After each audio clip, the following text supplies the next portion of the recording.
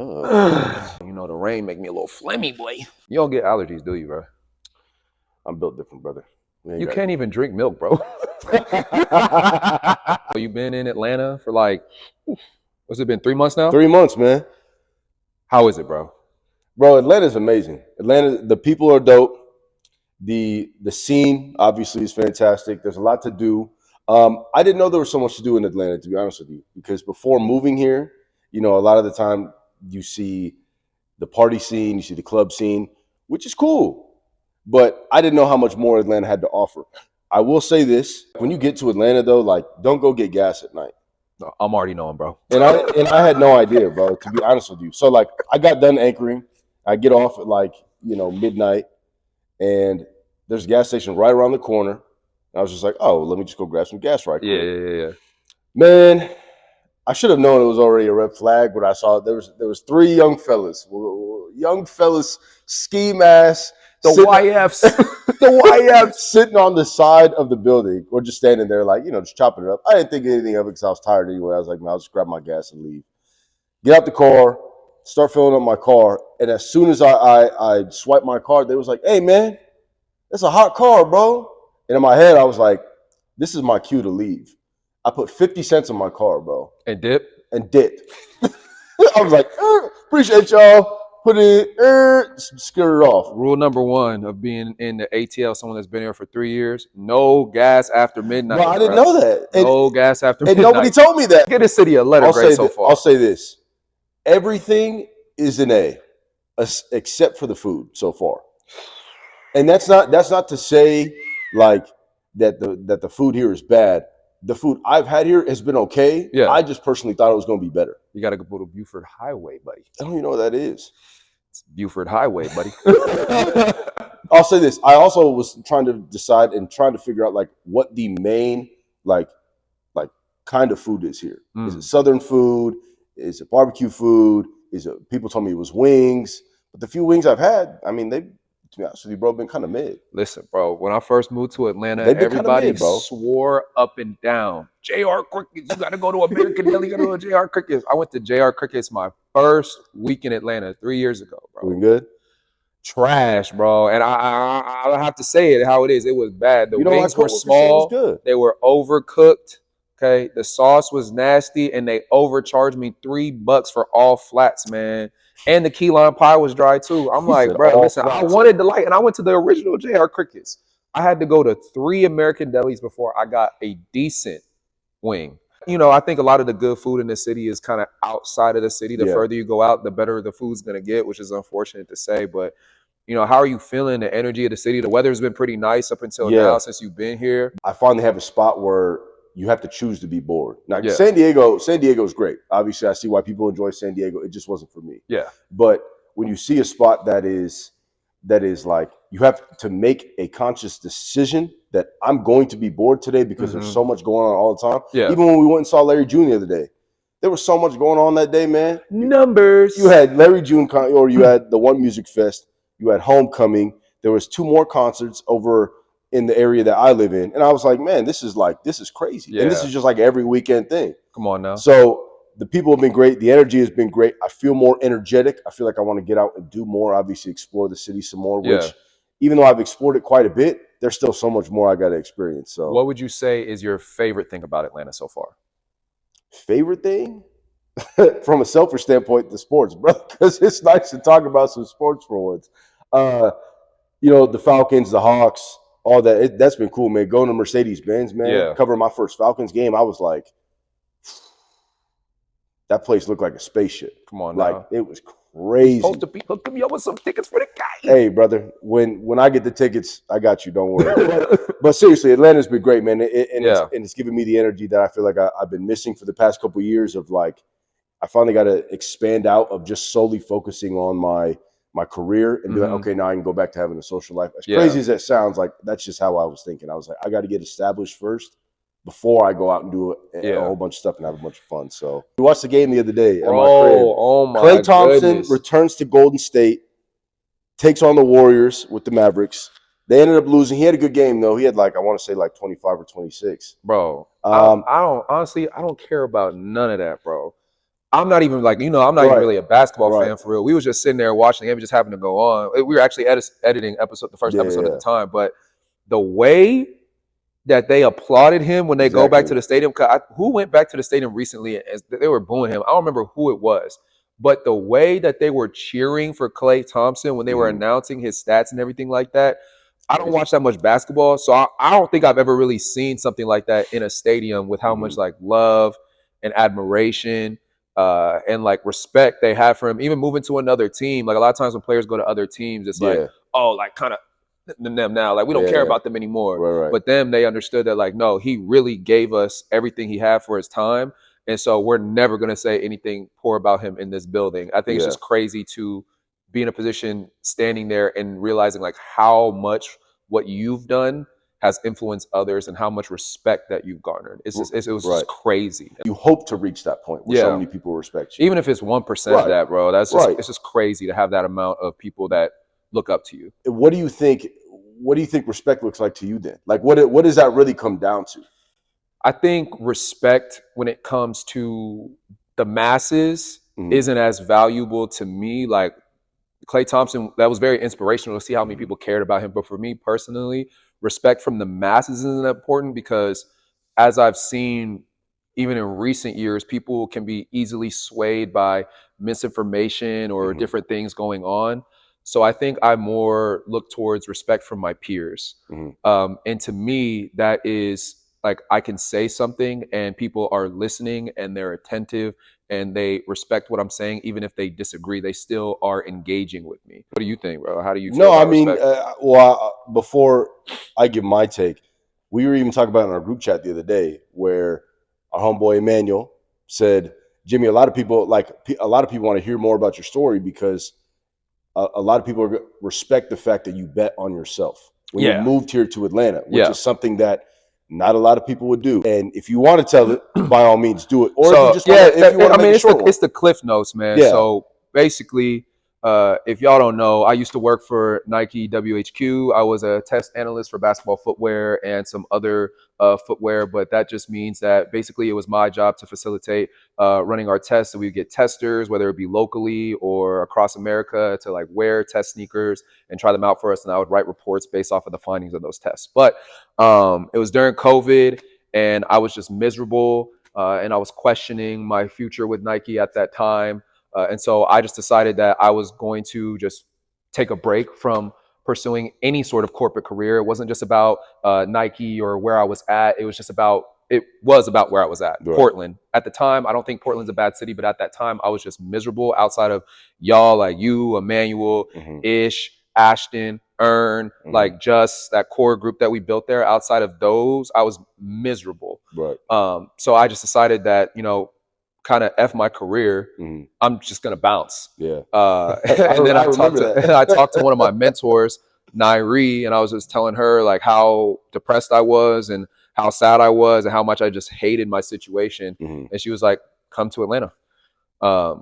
She was working remote from Atlanta at that time, I believe. And she was just like, come down here. You can stay with me. Like, I'll help you figure it out and stuff like that. So I moved to Atlanta. I within like 2 weeks of me making that decision, the homies were kind of like, y'all were like, where are you at? I was like, I'm in Atlanta. I'll see y'all later. And that was a hard choice, but I think because I had the confidence that it was going to work out, I just didn't know how at that time. Luckily, Nike called me like 3 weeks later and offered me a remote job in Atlanta. That was a turn of luck. But at the time, I didn't know that was going to be the case. But I just knew that I was not going to go any higher from like my personal sense of self-worth in the situation I was in at that time. So I had to remove myself. I didn't think that was going to make the homies respect me anymore. Like it wasn't like a respect thing. And I think that's probably the biggest thing about garnering respect is that should never really be your goal. Like my goal isn't to be someone that's respected necessarily. My goal is really just to be someone that respects myself. And at that time, respecting myself meant putting myself in a better position to be successful mentally and like on the inside. And then I'll figure out all the monetary stuff later. And it worked out. Which is crazy because I remember that, man. I remember that like it was yesterday because I remember walking into your crib. You were like, hey, can you help me move some stuff? I was like, move some stuff? I walked in. I was like, bro, your spot is empty. You're like, yeah, bro. I leave like in 2 days. Yeah. I was like, you're actually doing it. I respected it for the fact of like, you really bet on yourself. And I think a lot of people are scared to do that, especially now because you have a lot of other influence and you have a lot of things that you could see where it's like I don't know if I'd be willing to make this jump or whatever it is. I think a lot of people, especially in our frame group, respect the fact of, which is how I approach it, is that if you say something, you're going to do it. And I think that's big for me when it comes to respect. I wasn't always like that. Like I know for a fact I wasn't, with the fact of like, if I would say something like, even on a smaller level when it's funny, say you go out and you see somebody that one of your acquaintances, you're like, oh, bro, we got to link up sometime. Yeah. You know what I'm saying? And they're like, yeah, let's do it. And I'm like, oh, okay, like, Tuesday, let's do it. Yeah. You have no intention of hanging out with Come on Tuesday. now. And, but that's where I feel like I've been trying to be more intentional with my words, because that I feel like that's a big thing of respect. Because if I put myself in somebody else's shoe, where it's like, say Tuesday came around and I was waiting for somebody to hit me up when they said they were going to, like, dang, man, I thought we were homies. A lot of it, at least from me, my personal view, is pinpointing a lot on like doing what you say and being true to yourself and being true to your word. I think that's where it starts. And I think that is self-respect. I think that's what self-respect means, is initially doing what you say you're going to do for yourself before you start doing it for others. Whether that be getting up early, whether that be doing your workouts, going to sleep, working on a project, whatever it is that you tell yourself you're going to do, even if it's not the best decision for you, you just have to, play that out so it wasn't the best decision, but at least you have the confidence and the respect for yourself that like, no, I said I was going to try this. I tried it. It didn't work. Now I can move off of that, but at least I believed in myself enough to try. And I think that gets slowly built up over time. The more you do that, even if it's small incremental things like making your bed or sweeping or cleaning your apartment on a certain day, whatever those small things are, that builds up over time into self-respect. I think respect from others is a little more metaphysical, because like, how do you gauge, like, does someone respect me? Does someone not respect me? And that's all I was going to ask. Do you think we almost, as a collective of people, maybe focus too much on trying to get too much respect from people? Like having too much admiration, or you want people to admire you a ton. Because I think that people don't realize as much that everyone's living in their own world.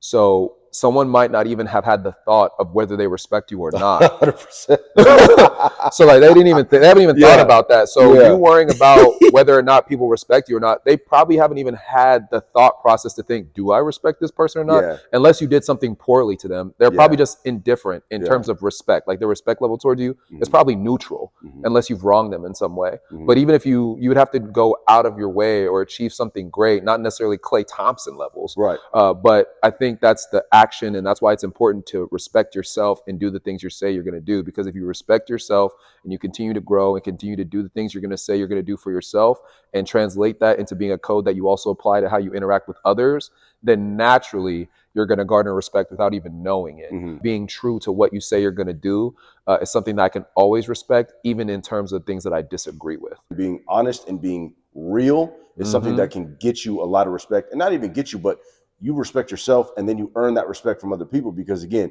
when you moved here, I remember we were having conversations. You're like, bro, I don't even know what I'm doing right now. I had no idea. I'm in the middle, and I'm trying to figure it out. And that happens for a lot of people. And I don't think enough people say that, because I think an easy way to get respect and just earn respect from a lot of people is being honest. Like, if something's hard, you could say that. When people talk to me and ask me about, oh, what's it like, transitioning to TV from an athlete, I'm like, bro, I was crying a few times a week. Come on, bro. You know what I'm saying? Like, that's the type of stuff, because it's true and it's honest. Like, it was not easy. It's not like you just stumble in, like, I played football, now let's be on TV.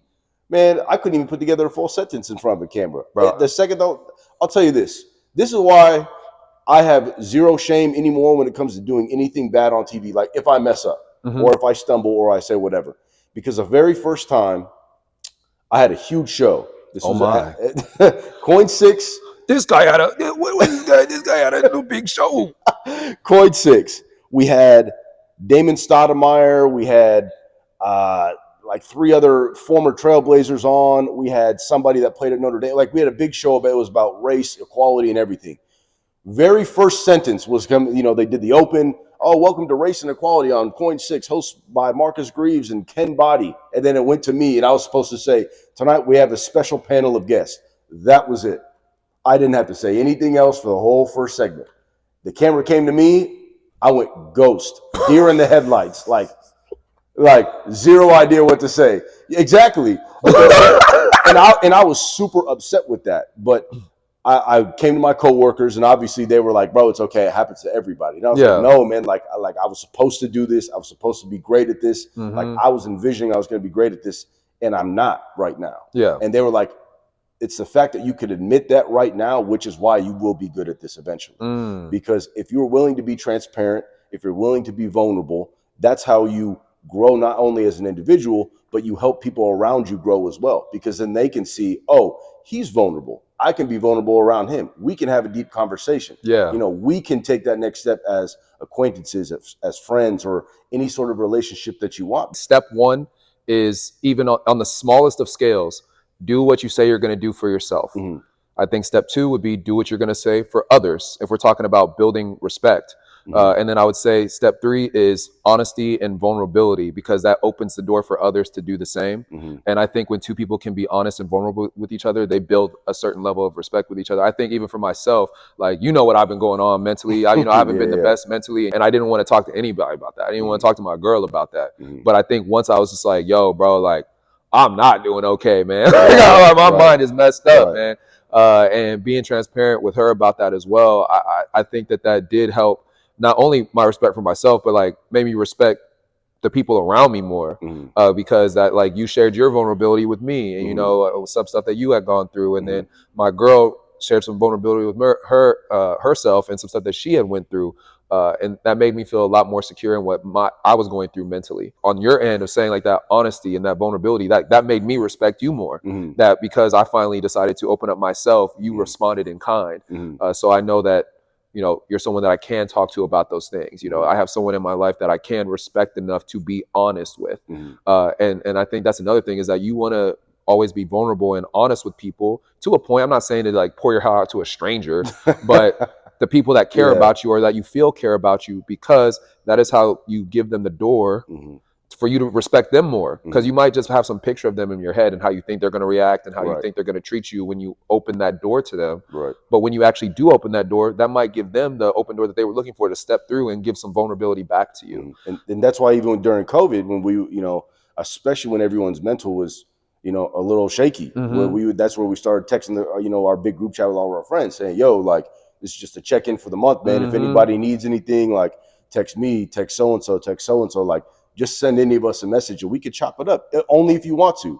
But just know that you can be vulnerable with us, and it's not like we're going to be like, oh, what a softie, you know what I'm saying, or anything like that. It's like, that's the whole point of having a friend group that you respect and people that you respect in your life, because if something bad happens, you have them to lean back on and fall back on. That's the whole point of it. And if you're ever in a space where you don't feel safe, if you feel like there's no one, even your good friends, particularly, I think males sometimes have more of an issue with this, but women too.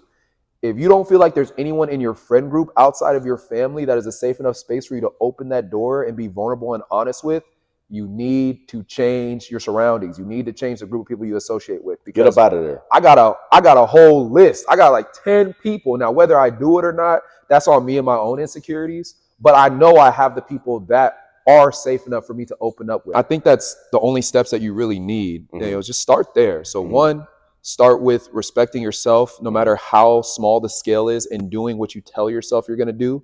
Then translate that over time into doing what you're going to say you're going to do for others.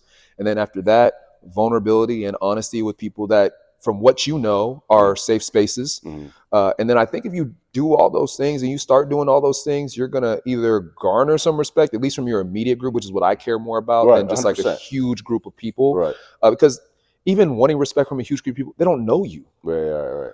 So I'm sure I think the majority of people respect, they don't know anything about them enough to really be like, oh, this is a person of integrity. This is a person that I could look up to. This person I could respect. They don't even know them well enough for that.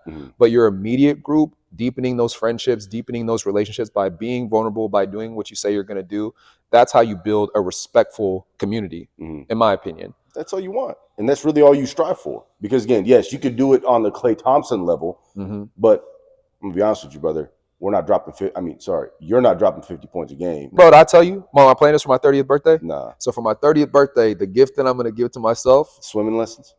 You need them too, bro. Don't get us started. We can't tell that story. That's not a story. That's not a story I'm willing to tell yet. For my 30th birthday, bro, Yeah, I'm going to purchase myself a basketball coach and finally learn how I'm to play. Here. I'm going to purchase myself a basketball coach. Again, just slide me $100, bro. I got you. A real coach. I'm gonna do it on the low, and I'm just gonna pop out to the rec one day. Yeah, Yeah, you're. Yeah, I would like to see if you could dribble basketball. Yeah. If you're enjoying the podcast so far and there's anything that you felt like you can take away from this and choose up in your life, leave us a comment about your choose up moment, a moment that you're doing in response to an event in your life where you are choosing to do better, you're choosing to stay on routine. But regardless, if you felt like you got value from this episode, please subscribe. Share the podcast if you think it's going to be valuable for someone you know.